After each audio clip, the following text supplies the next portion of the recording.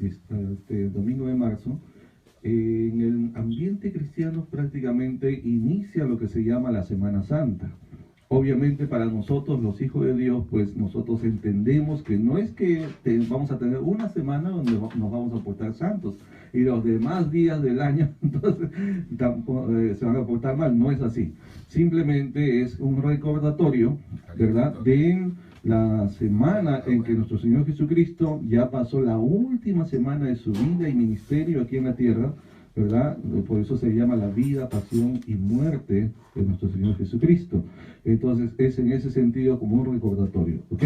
Pero los hijos de Dios somos llamados a vivir en santidad todos los días, cada día de nuestra vida. Digan amén. Amén. Es así. Muy bien, entonces en relación con esto vamos a abrir nuestras Biblias en el Evangelio según San Lucas para ver este tema que se llama la entrada triunfal de Jesús a Jerusalén. Lucas capítulo 19, vamos a leer del versículo 28 al 46. ¿Sí? La entrada triunfal de Jesús a Jerusalén. Lucas 19, del versículo 28 hasta el 46. Entonces vamos a esperar para que lo encuentren y pueden ayudarse unos a otros a ubicar el texto. Y así todos participamos juntos en la palabra de Dios. La entrada triunfal de Jesucristo a Jerusalén, con el cual se inicia lo que se llama la Semana Santa, ¿verdad? El domingo, perdón. Lucas 19, versículo 28 hasta el versículo 36. Si alguien tiene una Biblia a la mano, pueden prestarle abierta para compartir con el doctor Kenon. Sí, muy bien, ahí están entonces, y así todos participamos. Bien, así sentaditos está bien para que no se desacomoden. ¿Sí? Ya lo tienen todos ahora. Bien, vamos a leer. Dice así la palabra de Dios. Después de que Jesús dijo estas cosas, siguió avanzando hacia Jerusalén. Lucas 19, 28, ahora 29.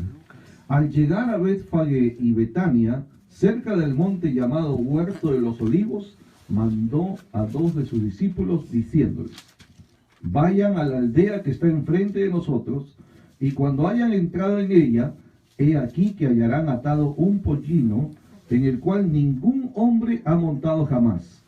Desátenlo y tráiganlo. Pero si alguien les pregunta ¿por qué lo desatan?, respóndanle de esta manera: porque nuestro Señor lo necesita.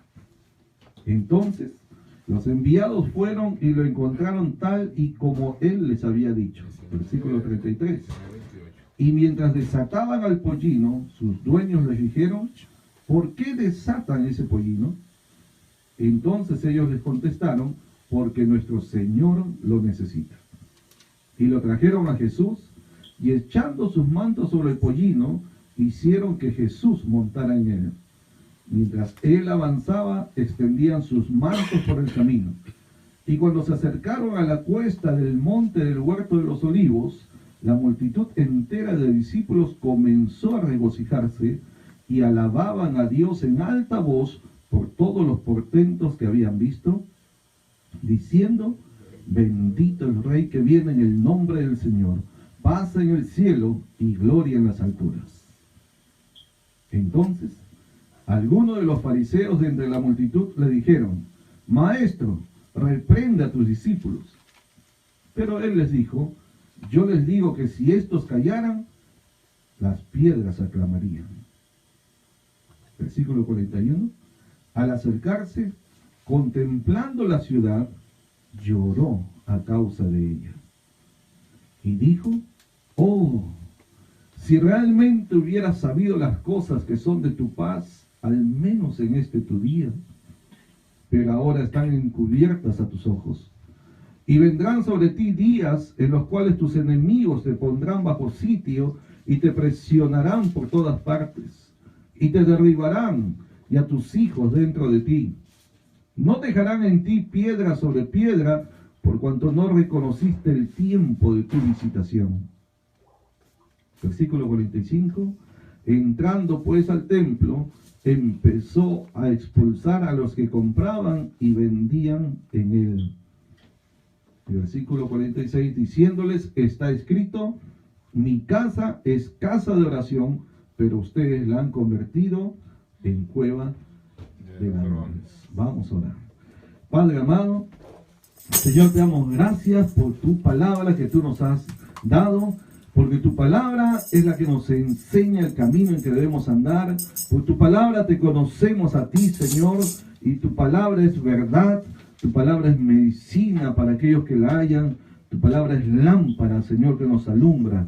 Bendito Dios, danos entendimiento en tu palabra y ayúdanos a comprender los principios, las enseñanzas, las verdades que están contenidos en este pasaje. Pedimos tu bendición, Señor, y que hables a cada persona que está oyendo tu palabra en esta hora, en el nombre de Jesús. Amén y amén. Muy bien, entonces tenemos que hacer una pequeña introducción para entender por qué está ocurriendo alrededor de esta entrada de Jesús, cómo se suceden los acontecimientos al momento que Jesús decide ingresar al Jerusalén, ¿verdad? Él había venido a este mundo con un propósito. El mismo Lucas dice que Jesús vino a buscar y a salvar lo que se había perdido, ¿verdad? Juan dice que el Señor Jesús mencionó, yo soy el buen pastor y el buen pastor da su vida por sus ovejas. Y este era el tiempo en que se iba a cumplir precisamente esa palabra, en que el Señor literalmente iba a dar su vida por sus ovejas, que somos nosotros, ¿verdad? Y todo aquel que quiera venir a un encuentro con Él. Entonces, mantenga su Biblia abierta. Dice en el versículo 28, después de que Jesús dijo estas cosas, siguió avanzando hacia Jerusalén. Recuerden que Jerusalén estaba establecido sobre unas colinas, ¿verdad? Entonces era un lugar alto, no era plano, no era como caminar en una ciudad plana. Ellos iban avanzando subiendo una cuesta. Jerusalén más o menos está a una altura de 800 metros y eso es en pies como alrededor de 2000 pies más o menos de altura. Así que tenían que ir desde el nivel del mar, ir subiendo hasta llegar a esa altura, ¿verdad? ¿Y quiénes subían? Y subían Jesús, subían sus discípulos y subían una multitud, dice la Biblia, ¿verdad? De gente. Además, recordemos que en estos días precisamente se estaba celebrando la fiesta de la Pascua, que era una de las 3 fiestas principales donde todos los judíos y todos los conversos al judaísmo de otras naciones gentiles, ellos iban a Jerusalén. Así que había mucha gente. Un historiador dice que para aquel tiempo podría haber aproximadamente unos 3 millones de personas participando en la nación de Israel, ¿verdad?, de esta fiesta de la Pascua. Entonces, por eso que la Biblia habla de grandes multitudes. No sabemos cuántos estarían en ese momento preciso con Jesús, pero era muchísima gente, miles de personas acompañando en este camino, en este procedimiento. Dice que el Señor Jesús siguió avanzando hacia Jerusalén. Y cuando el Señor se determinó a ir a Jerusalén, Él sabía para qué iba. Él sabía los acontecimientos que iban a suceder en ese lugar, y parte de esos acontecimientos era que al principio lo recibirían como un rey, pero después de eso, ¿verdad?, la gente se volvería para atrás, y la gente que un día le estaba diciendo, Hosana, bendito el que viene en el nombre del Señor, unos días después estarían diciendo, crucifícale, crucifícale, ¿verdad? Y esas mismas personas lo iban a escupir, lo iban a golpear, lo iban a hablar mal de él, ¿verdad? Y iban a estar de acuerdo con que fuera muerto con el peor de las muertes que existía en ese tiempo, la crucifixión. ¿Sí? Ahora pensemos un momentito en la nación de Israel. ¿Por qué había tanta expectativa?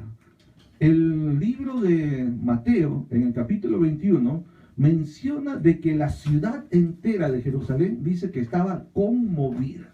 Toda la ciudad se conmovió a causa de Jesucristo. ¿Por qué había tanta emoción, tanta expectativa, tanta conmoción alrededor de este pueblo, de esta nación, ¿verdad?, acerca de Jesucristo? ¿Por qué? Recordemos que hasta aquel tiempo que el Señor Jesús vino a la tierra, habían pasado 4 siglos, 400 años en que Israel no recibía, no se había levantado un profeta, no se había levantado un hombre de Dios como antes, ¿verdad? Que diera palabra directamente del cielo, directamente de Dios. No se había vuelto a levantar entre ellos un hombre que dijera, así ha dicho el Señor. No había. Entonces había mucha hambre, mucha ansiedad, mucha expectativa por este hombre, que algunos lo consideraban un maestro, otros lo consideraban un maestro, un profeta, y algunos pocos por revelación reconocieron que era el Cristo, ¿verdad? El Mesías prometido, que vendría a salvar no solamente a la nación de Israel, pero a toda la humanidad. ¿Estamos de acuerdo? Entonces la gente estaba con esa gran expectativa, y más cuando al ver que Jesús sanaba a los enfermos, daba vista a los ciegos, hacía hablar a los mudos, ¿verdad? Y así apenas unos pocos días atrás, recientemente Jesucristo había resucitado a Lázaro. ¿Se acuerdan que vimos de eso la semana anterior? Jesucristo había resucitado a Lázaro, un hombre que había estado muerto 4 días, completamente muerto, deshecho toda esperanza. El Señor lo llama con voz potente de autoridad, le dice, Lázaro, ven fuera, y este Lázaro resucita entre los muertos, algo que nunca jamás la gente había visto. Era una conmoción tremenda. Entonces los judíos relacionaron todos estos portentos milagrosos y dijeron, él tiene que ser el Mesías, ¿verdad? Tiene que ser el Mesías. Entonces toda la ciudad estaba así, pero apercibida, atentos, y ellos estaban listos, prestos para coronar a Jesucristo como rey y recibirlo como su Mesías. Por eso, el Señor, sabiendo todo esto, Él mismo permitió por única vez, porque antes habían tratado de hacerlo rey y Él no lo quiso, no lo permitió. Cuando usted lee Juan capítulo 15, ahí menciona que fueron muchos a tratar de hacerlo rey y el Señor se escapó, se fue por otro lado, porque todas las cosas tienen que acontecer en su tiempo. Amén. Dígale al que está a su lado, dígale, las cosas de Dios acontecen en el tiempo de Dios. ¿Sí? No se debe apresurar las cosas. O sea, Dios hace las cosas en su tiempo, y cuando nosotros tratamos de adelantarnos es cuando hay problemas. Pero el Señor sabe cuándo es el tiempo propicio y el tiempo preciso para que ocurran las cosas. Así que volvamos a nuestro pasaje bíblico, y entonces podemos entender un poquito mejor. Versículo 28, después de que Jesús dijo estas cosas, siguió avanzando hacia Jerusalén. Miren la determinación de Jesús, sabiendo que iba a ser humillado, maltratado, golpeado, torturado y muerto en sacrificio. Aún así, Él siguió avanzando. Estuvo determinado hasta el final, porque cuando alguien va a hacer algo para Dios, debe estar determinado, venga lo que venga, pase lo que pase, porque Dios estará con nosotros.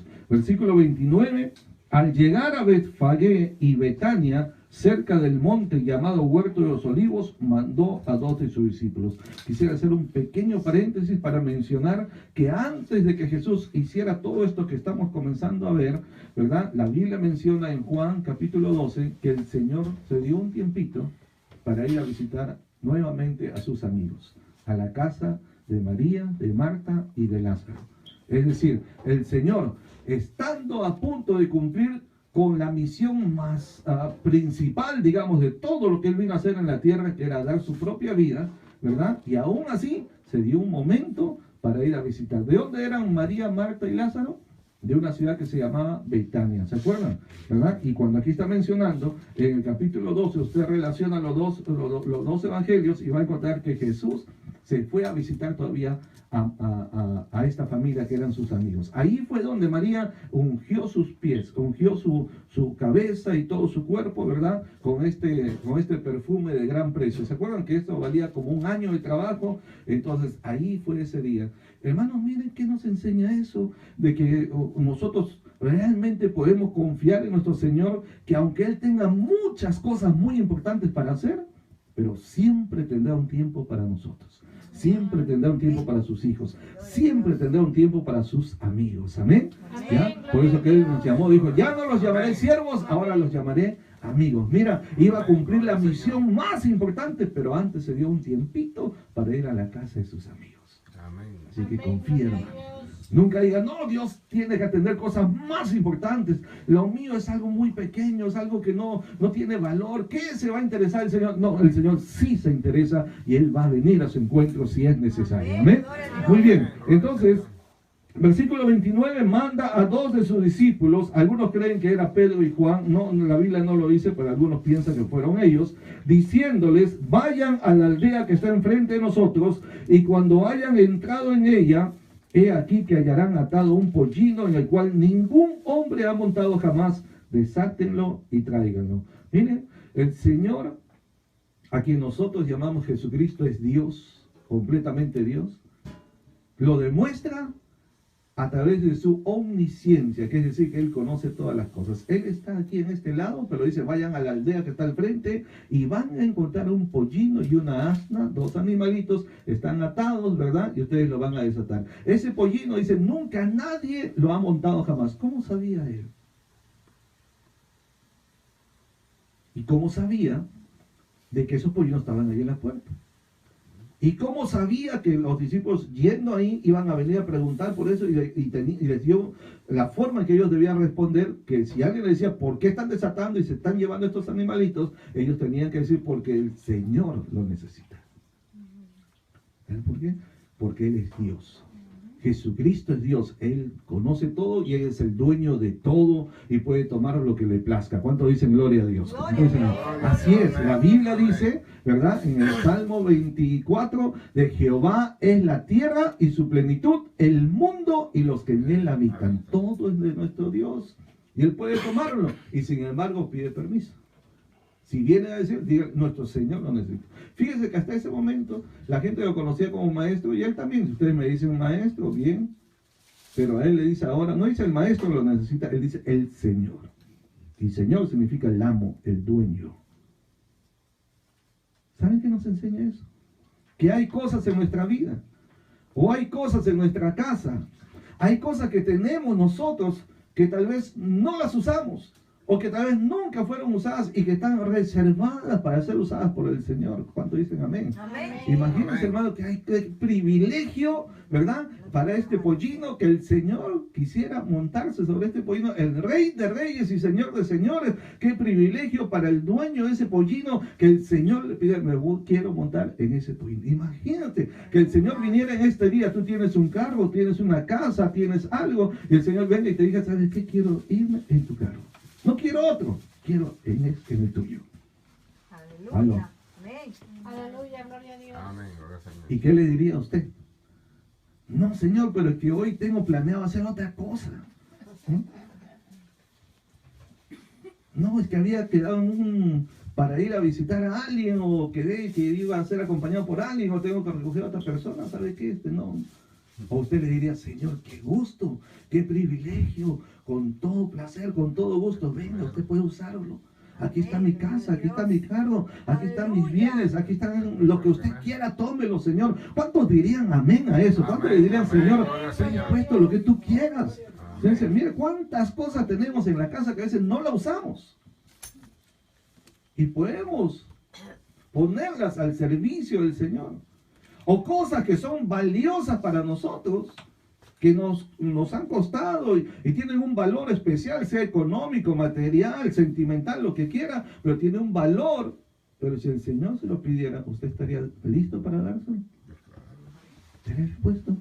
Amén. Cuando una persona dice amén con toda sinceridad y con toda prontitud, porque realmente dice, claro que sí, porque reconozco, en realidad, hermano, cuando nosotros nacimos en esta vida, ¿qué trajimos? Nada. El día que nacimos, vinimos con ropa, vinimos con bienes, vinimos con todo lo que tenemos hoy, no trajimos nada. Y el día que nos vayamos, nos vamos desnudos. Igual nos vamos, ¿verdad? ¿No? Como dijo Job, desnudo salí del vientre de mi madre y desnudo volveré. Y es así, por lo tanto, todo lo que tenemos, sea poco, sea mucho, es la gracia de Dios. Y todo le pertenece a Él, es porque Él nos lo dio, porque nada trajimos. Y nada nos vamos a llevar. ¿Me está comprendiendo? ¿Verdad? Ahora, otro aspecto de este pasaje es que miren, el Señor sabía que Él lo querían coronar como rey, lo iban a recibir como un rey, y sin embargo, ¿qué escoge Él? para entrar en ese desfile triunfal. ¿Qué es lo que él escoge? Escogió un carruaje así de lujo, de mucha pompa. Escogió un caballo fino, brioso, bonito, como entraban los reyes y los conquistadores. No escogió eso. No escogió que lo cargaran en una litera y lo llevaran así, tampoco. Simplemente escogió uno de los animales más sencillos, más humildes, porque este era el animalito que usaban los campesinos, aún hasta el día de hoy, ¿sí o no? ¿Verdad? Por eso que cuando él hizo esto, él hizo para que se cumpliera la palabra que había sido dado por el profeta, ¿verdad? Y eso está aquí en Zacarías capítulo 9. Mírenme, si usted tiene y puede voltear su página y encontrar Zacarías, que está casi finalizando el Antiguo Testamento, esta es la profecía que se dio acerca de este día que el Señor estaba cumpliendo en ese mismo momento. Zacarías 9, 9 y 10 hablan acerca de ese cumplimiento. Entonces, está antes de Malaquías. Y dice: salta de gran júbilo, oh hija de Sión, grita, hija de Jerusalén, he aquí que tu rey viene a ti, justo, salvador y humilde. ¿Se dan cuenta? Humilde. Montado en un asno, en un pollino, hijo de asna. Este pasaje se estaba cumpliendo literalmente y el Señor escogió a propósito, adrede, a este pollino para que se cumpliera esta escritura. Si él hubiera escogido cualquier otra cosa, esta escritura no se habría cumplido. Pero por eso Mateo dice que lo hizo para que se cumpliese la profecía de este profeta Zacarías. ¿Ve? Y miren ustedes el versículo 10. El versículo 10 dice: destruirá el carro de Efraín y el caballo de Jerusalén, quebrará el arco en la batalla, hablará de paz con las naciones y dominará de mar a mar y desde el río hasta los extremos de la tierra. ¿Sabe qué? Estos dos versículos tienen un doble cumplimiento. El versículo 9 se cumplió en aquel día que Jesús entró en Jerusalén cuando fue su primera venida, pero el versículo 10 se va a cumplir el día que Él vuelva por segunda vez. Alguien diga amén en este lugar. ¿Okay? Allí sí, ya no vendrá como Salvador, como Redentor, Él vendrá como el Rey de Reyes y Señor de Señores, y se cumplirá esta profecía que está en el versículo 10. Pero los judíos de aquellos días no entendieron completamente esto, porque ellos esperaban que el Mesías que estaba ingresando, a quien querían coronar como rey, fuera un Mesías como tipo como uno de los jueces del Antiguo Testamento, como un libertador. Acuérdense que en aquel tiempo ellos estaban bajo la opresión de un imperio llamado el Imperio Romano. Y entonces cuando ven a Jesús, que Jesús levanta a los muertos, da vida a los muertos, da vista a los ciegos, hace hablar a los mudos y convierte el agua en vino y hace multiplicar los panes y los peces, y a veces desaparecía entre sus ojos, y vieron que había un portento y un poder sobrenatural en Jesús. Ellos creyeron que Jesús, al venir como Mesías, se levantaría como ese rey que está en el versículo 10, que iba a traer libertad física, libertad en la parte política y militar, y eso es lo que ellos esperaban. Y por eso cuando esa parte no se cumplió, ellos se desilusionaron, porque ellos querían ver a un Jesús guerrero, a un Jesús militar, a un libertador, a un rey que los llevara a ser la potencia, a que sean la cabeza de las naciones como lo fueron en tiempos pasados. ¿Me está comprendiendo, hermano? Pero el Señor no hace nada para que nosotros podamos estar contentos, es decir, para agradarnos a nosotros. Dios nunca va a hacer las cosas como usted quiere solamente para hacerlo sentir bien a usted. Dios es el Señor y va a hacer las cosas como Él ha establecido que sean, como Él quiere, porque Él es el Señor. Y Él sabe hacer las cosas bien y a su tiempo. Miren, volviendo a Lucas, versículo 32, 33, ya hemos leído, el 34 y 35, y lo trajeron a Jesús, y echando sus mantos sobre el pollino, hicieron que Jesús montara en él. Lo trajeron este pollino y la asna a Jesús. ¿Y qué dice que ellos echaron? ¿Qué echaron? Sus mantos. El manto era una especie de capa de una sola costura. Era la ropa más fina o más cara que podía tener una persona. Era algo así como en el día de hoy nosotros diríamos un suite, un traje, un terno, decimos allá en el Perú, ¿verdad? Entonces un suite. Entonces es algo que es un poco más elegante, más fino y tiene un costo mayor, ¿verdad? Entonces eso es la capa que ellos, los discípulos, pusieron sobre el pollino. En otras palabras, estaban poniendo, ¿verdad?, sobre este pollino para que Jesús se sentara. Ellos estaban despojando de lo mejor que tenían para que el Señor pudiera usarlo. ¿Cuántos dicen amén? Amén. ¿Verdad? No solamente ellos hicieron eso, sino que mientras, el versículo 36 dice que mientras que Jesús avanzaba, también la gente extendía sus mantos en el camino. O sea, todo, imagínense Jesús caminando encima del pollino, ¿verdad? Y entonces mientras va pasando este pollino, entonces, ¿qué pasaba? La gente ponía sus mantos ahí en el piso para que Jesús pasara por encima de eso. Algunos otros que no tenían capa, posiblemente no tenían muchos recursos, ¿qué hacían? Quebraban, dice, las palmeras, y entonces las hojas de las palmeras y la ponían al piso, ¿verdad? Y entonces mucha gente, pero algo querían poner para que la gente pasara por ahí, para que Jesús pasara por ahí. Miren qué interesante. Yo recuerdo una vez que fui a un país llamado Tailandia. Tailandia, donde están esos altares a Buda. Conocen a este señor que es calvito, gordito, ¿verdad? Y ahí hay altares de oro macizo de 3, 4 metros de altura. Esos son como 12 pies de altura, ¿verdad? Y entonces, en muchos lugares, estuve en una ocasión, ingresé en un mercado muy grande, y en el centro de ese mercado había un altar bastante largo, ¿cómo le puedo decir? Que eso era como por lo menos unos 10 a 12 metros, que vendría a ser como unos 33, 36 pies de largo, el altar, en el puro centro del mercado. Ustedes saben, en un mercado, pues, en mercados así de pueblos, la gente corre, conversa, grita, hay música y todo, pero yo noté dos cosas muy interesantes.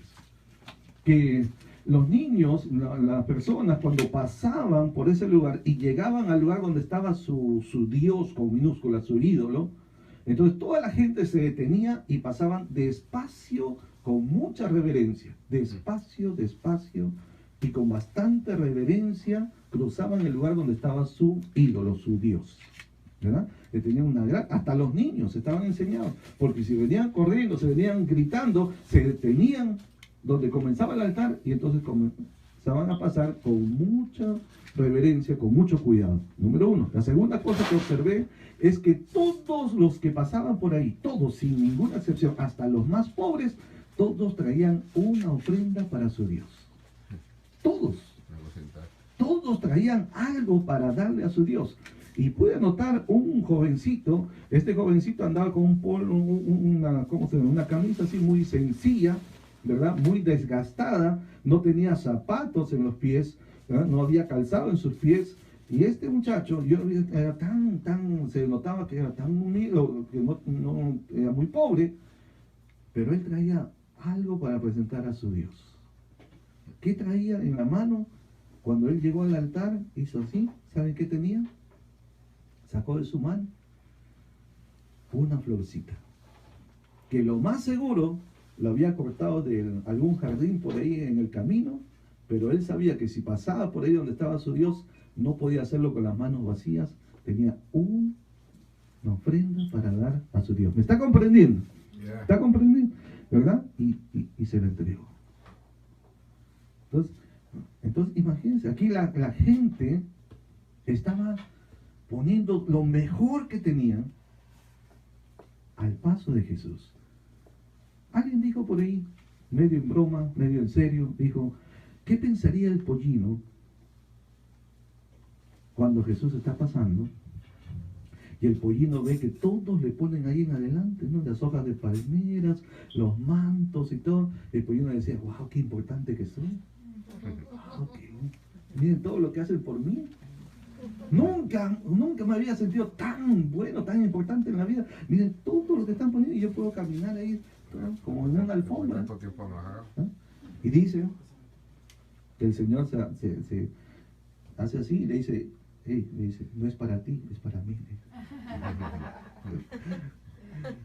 Entonces el día que nos creamos muy importantes, El día que el orgullo quiera venir a nuestro corazón, a nuestra mente, y decir, no, wow, qué bueno que soy.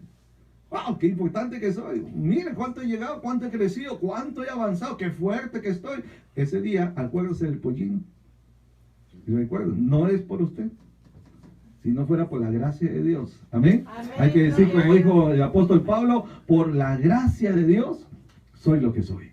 Amén. Amén. Su gracia la que ha trabajado conmigo. Si algo somos, si algo tenemos, si algo hemos avanzado, amén. Pero gloria a Dios. No por nosotros, sino por Él.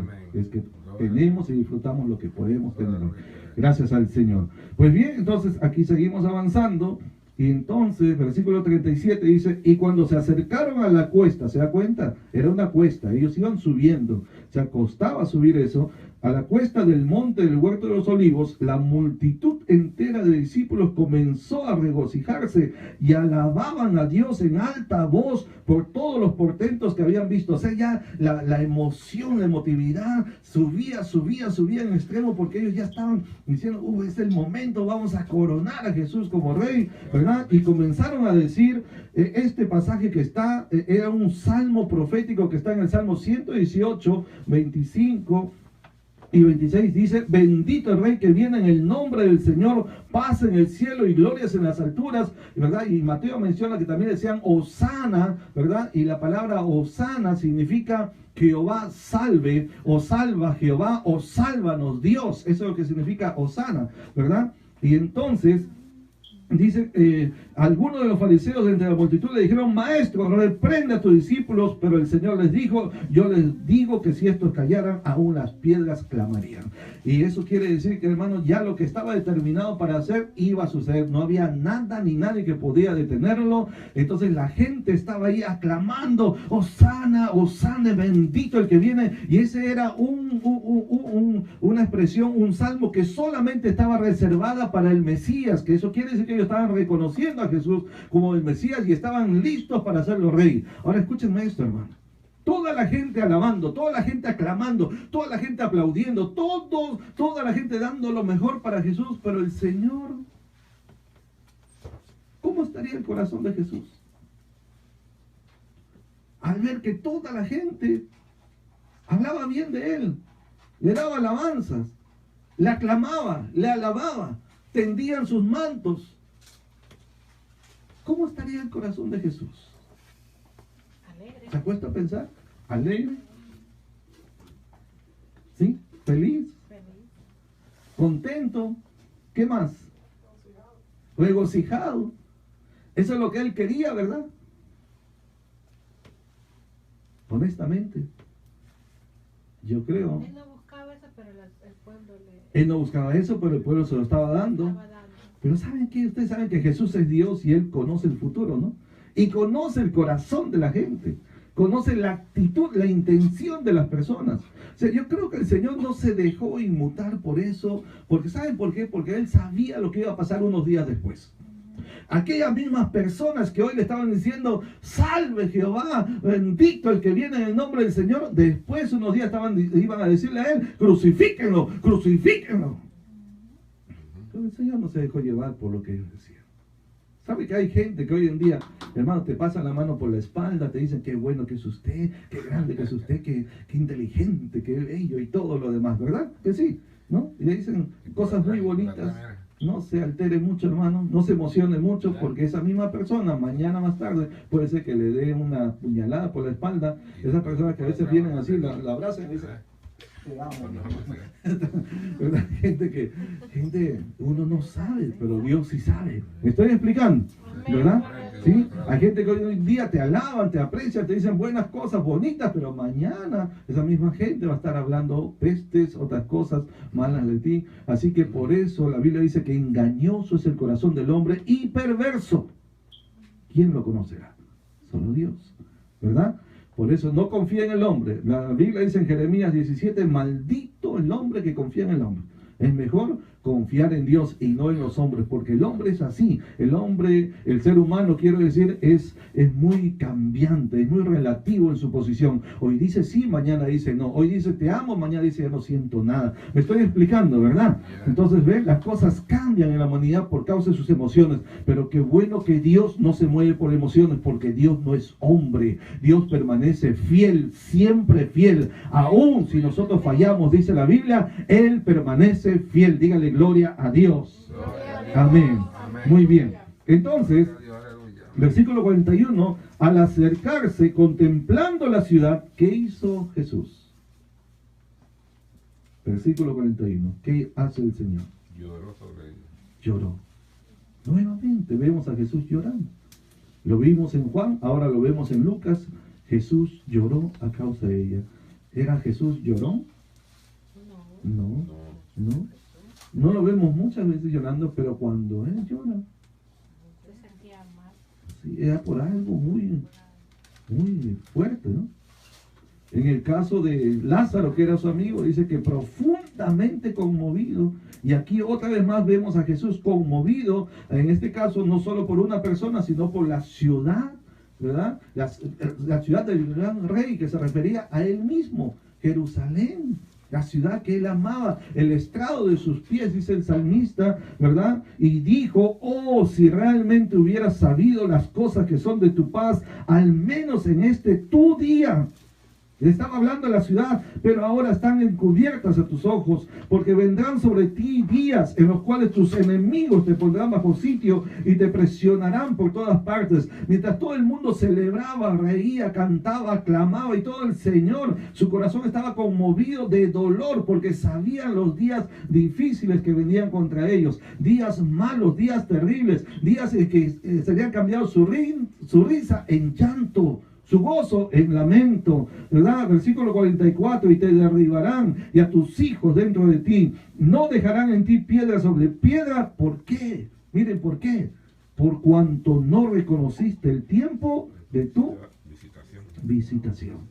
Qué terrible.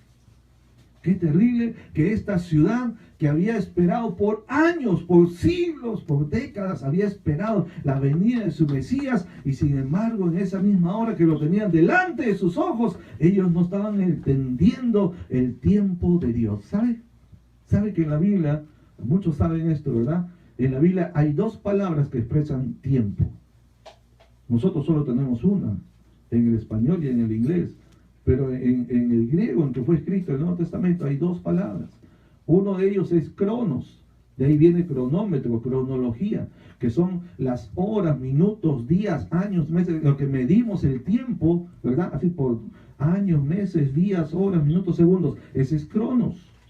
Pero hay otra palabra que es kairos, que se refiere no al tiempo medido en horas y minutos y días y años, se refiere al tiempo oportuno de Dios. Y eso quiere decir el tiempo en que Dios está haciendo algo específico con alguien o con una ciudad en específico. ¿Me estoy explicando?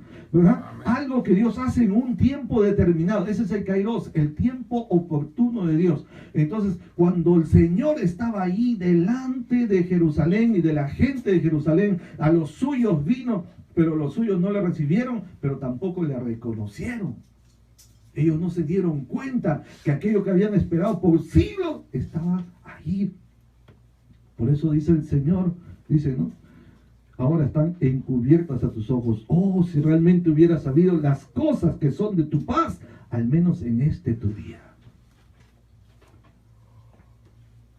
Qué terrible cuando nosotros caminamos por la vida de una manera, ¿cómo diríamos?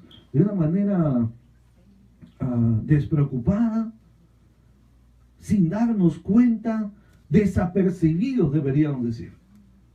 Cuando uno simplemente deja pasar los días, el tiempo, ¿verdad? Como me levanto, me cepillo, tomo desayuno, me voy al trabajo, vuelvo en la noche, si es día de culto, voy para el culto, y luego me acuesto y al día siguiente comienzo otra vez, y los domingos vengo al culto, y dejamos pasar los días así, como una rutina.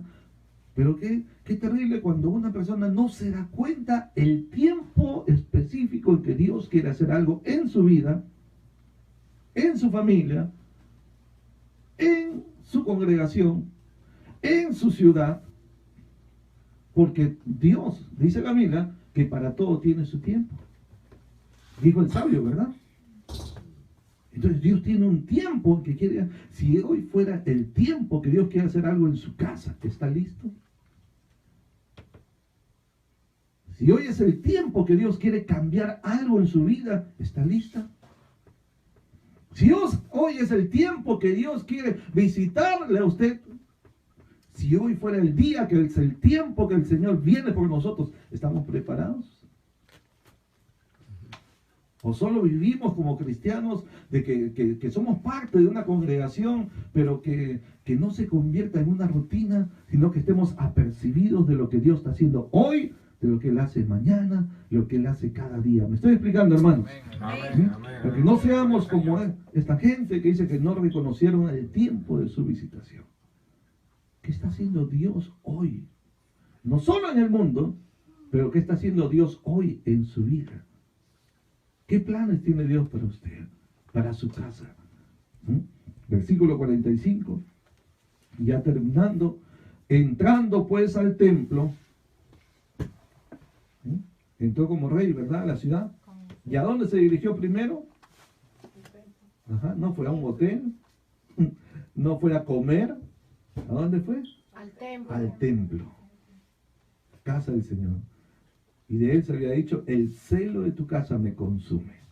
Porque Él se preocupa primero por su templo. ¿Cuántos somos templo del Señor?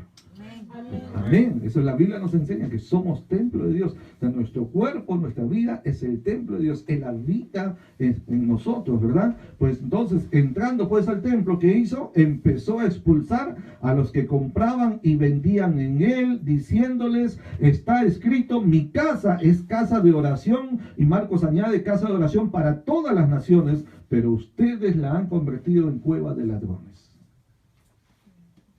Mateo 21 dice que añade de que no solamente les habló, no solo los expulsó, sino que dice comenzó a volcar las mesas, ¿verdad?, de los cambistas y a botar las sillas de los que vendían palomas y animalitos y todo eso, ¿verdad? Comenzó a poner orden en la casa. Tenía mucha ira. Una ira santa, ¿verdad? No ira de violencia, sino ira santa, porque a Dios quiere que las cosas en su casa sean hechas en santidad y en orden. A ver, dígalo, en santidad y en orden. Tiene que haber santidad, tiene que haber reverencia. Parece que ese no es un tema muy popular en este tiempo. Yo no sé si usted ha escuchado últimamente temas de prédicas acerca de la santidad, casi no se oyen. Como que ha perdido un poco de popularidad eso, ¿verdad? No es algo muy así como muy atractivo para la gente hablar de santidad. Y si alguno dice eso es pecado, como que tal vez ya se siente mal, le molesta, la agravia, se siente ofendido, y quizás algunos ya no quieran ni seguir a Cristo, no quieran venir a la iglesia cuando se les señala un mal, un pecado. Me estoy explicando, ¿verdad? Amén. Pero sin embargo, las cosas de Dios hay que decirlas completas, como son. Sí con respeto, sí con amor, pero hay que decirlas. Pablo dijo, porque yo no he rehuido hablar de todo el consejo de Dios. Así que somos llamados, no solamente los predicadores, sino también los miembros de la iglesia, ¿verdad? Tanto a vivir como a predicar, hermano, ¿verdad? Todo el consejo de Dios. Lo bueno, lo que les gusta y lo que no le agrade, pero que está conforme al orden de Dios. Por eso que el Señor entró al templo, ¿verdad? Dice que expulsó a los que compraban y vendían. Habían hecho un mercado en la iglesia, en el templo. Habían hecho un lugar de negocio en el templo de Dios, ¿verdad? Entonces, el punto no era tanto los que vendían o compraban, el punto era en qué había en el corazón de estas personas, ¿verdad? Que su intención era solamente hacer dinero, enriquecerse a costa de la fe de otras personas. Me estoy explicando, ¿verdad? Estaban aprovechando la fe de aquellos que tenían temor de Dios para hacer ganancias, para enriquecerse, para buscar su propia conveniencia, y eso a Dios no le agrada. Si venimos al templo es para adorarle, es para servirle, es para darle lo mejor a Él, no para aprovecharnos nosotros. Denle un aplauso al Señor y déselo bien, hermano, ¿ya? Porque entonces eso es así.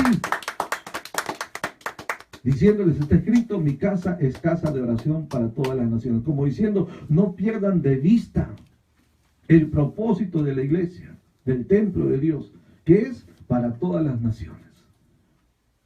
Porque cuando perdemos de vista el llamado del Señor que nos dijo, id y predicad el evangelio a toda criatura, ¿sí? Esa es la comisión que Él nos ha dado. Si nos olvidamos de eso, nos vamos a dedicar a muchas otras cosas. Podemos tener muchas actividades, muchas tareas, muchos trabajos, llenar la iglesia de muchos eventos, pero si no estamos haciendo lo principal, el propósito para el cual Cristo dio su vida, entonces estamos fallando y quizás el Señor tenga que venir a volcar algunas mesas y sacar a algunos otros, ¿verdad? Porque no están haciendo aquello que Dios nos llamó a hacer, que es predicar su evangelio. Alguien diga amén en este lugar. ¿Ya? Amén, gloria a Dios. No se trata de hacer mucho, de hacer poco, es hacer lo que Él nos mandó a hacer, que es predicar el evangelio. Y eso debemos procurar, ser fieles. Amén. Pues bien, hasta aquí vamos a llegar. Y vamos a ponernos de pie en esta hora.